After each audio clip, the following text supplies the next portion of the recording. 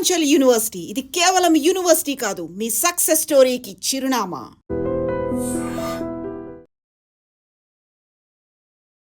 Welcome to ఐటీన్ news. This is Pavan. రాత్రి నుంచి ఆర్టీసీ సమ్మె అయితే జరగడం జరుగుతుంది.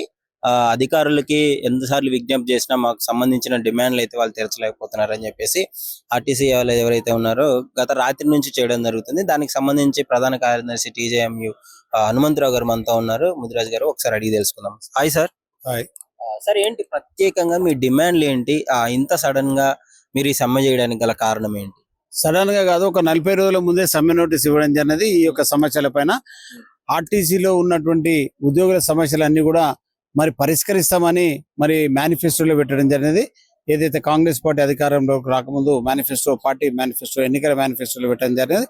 అందులో ప్రధానంగా ఆర్టీసీ ఉద్యోగులను ప్రభుత్వంలో విలీనం చేస్తామని, అదేవిధంగా మరి యూనియన్లను అనుమతిస్తామని, మరియు వేతన సవరణను చేస్తామని, రావాల్సిన బకాయిలు ఇస్తామనేటువంటి ఈ యొక్క డిమాండ్ మరి ఆ యొక్క మేనిఫెస్టోలో పొందుపరచండి అనేది.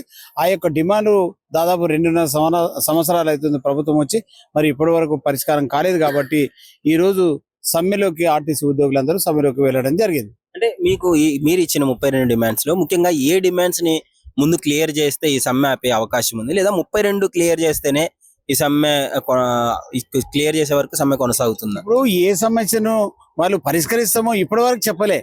ఇప్పటి వరకు ఉన్న డిమాండ్లలో నేను ఒక్కటి కూడా పరిష్కారం చేస్తామని చెప్పలే. అందుకనే వాళ్ళు మాట్లాడిన తర్వాత, చర్చలోకి వెళ్ళిన తర్వాత ఏ పరిష్కారం చేస్తారో అప్పుడు దాన్ని బట్టి మా నిర్ణయం ఉంటది. అప్పటి వరకు మేమేం చెప్పనీకి రాదు. అంటే ఉద్యోగుల టైమింగ్స్ కూడా కొంచెం ఇబ్బందికరంగా ఉన్నాయి అని చెప్పేసి మీరు చెప్పడం జరిగింది. దానికి సంబంధించి ఇప్పుడు వాస్తవంగా ఈ యొక్క సిటీలో 7 గంటలు చేయాలి ప్రతి కండక్టర్ కానీ డ్రైవర్ కానీ ఎవరైనా సరే. 7 కండక్టర్ అన్న జిల్లాలో 8 గంటలు చేయాలి అంటే చట్ట ప్రకారం. కానీ ఈ రోజు ఏమైతుందంటే 10 గంటలు, 12 గంటలు, 14, 16 గంటల వరకు ఒక్కరే. అంటే వాళ్ళు ఒక్కొక్కరితో 2 ట్రిప్పులు, 3 ట్రిప్పులు, 4 ట్రిప్పులు ఇట్లా చేయించడం తోటి మరి సేమ్ జీతం ఉంటది. అందుకే ఇప్పుడు ఏమైపోతుందంటే వెట్టి చాకరీ లెక్క పని కూడా జరుగుతూ ఉన్నది. అంటే అధికారుల వేధింపులు ఆ విధంగా ఉన్నాయి. కాబట్టి ఇవన్నీ కూడా పరిష్కారం కావాలంటే మీరు తప్పకుండా తగిన చొరవ తీసుకోవాల్సిన అవసరం ఉంది. ఈ రోజు యూనియన్లు లేకపోవడంతో ఈ రోజు అందరు ఇష్టం ఉన్నట్టు చేస్తా ఉన్నారు. అందువలన యూనియన్లు వెంటనే అనుమతించాల్సిన అవసరం లేదు. యూనియన్లకు కమిటీ చేయాల్సిన అవసరమే లేదు. సో కమిటీలో నిర్ణయం తీసుకోవాల్సిన అవసరం కూడా లేదు. మరి అందువల్ల వీటి మీద మరి గౌరవ రవాణా శాఖ మంత్రి గారు, ముఖ్యమంత్రి గారు తగు నిర్ణయం తీసుకొని ఈ యొక్క సమయాన్ని నివారించాలని సందర్భంగా కోరుతాం. అంటే పొన్నం గారు కూడా మిమ్మల్ని కోరడం జరిగింది, విజ్ఞప్తి తొందరగా అంటే మీరు సమ్మెను విరమించాలని మా విజ్ఞప్తి, మేము చేసే అవకాశం ఉంది అని చెప్పేసి ఆయన చెప్పడం జరిగింది. ఇప్పుడు రవాణా శాఖ మంత్రి గారికి మేము ఒక 5-6 సార్లు కలిసినాం. 5-6 సార్లు సమస్య పరిష్కారం చేస్తా అంటున్నాం, కానీ ఇప్పటి వరకు చేయలే. అందుకని ఈ రోజు సమ్మె కొనసాగుతుంది. ఇప్పటికైనా మీరు పరిష్కారం చేయండి. చేసేస్తే సమ్మె చేయాల్సిన అవసరం కూడా కదా. మాకు సమ్మె చేయాలని ఏమాత్రం ఇష్టం లేదు.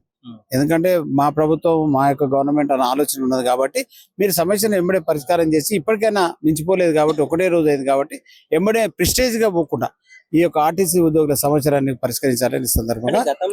కేసీఆర్ గారు ఉన్నప్పుడు కూడా ఇలాంటి ఒకటి సకాలం సమ్మె జరగడం జరిగింది.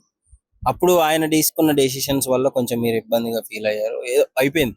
ఇప్పుడు ఎలా ఉంది? 2019లో 55 రోజులు సమ్మె చేసినాం. కేసీఆర్ నిరంకుశ వైఖరికి నిరసనగా 55 రోజులు సమ్మె చేసినాం. ఆయన సమస్యలు పరిష్కారం చేయలేదు. యూనియన్లను ఇంకా ఆ రోజు నుంచి అనుమతించలేదు. సో దాని పర్యవసానమే కాంగ్రెస్ పార్టీ రావడం జరిగింది. ఆ బీఆర్ఎస్ పార్టీ ఓడిపోవడం జరిగింది.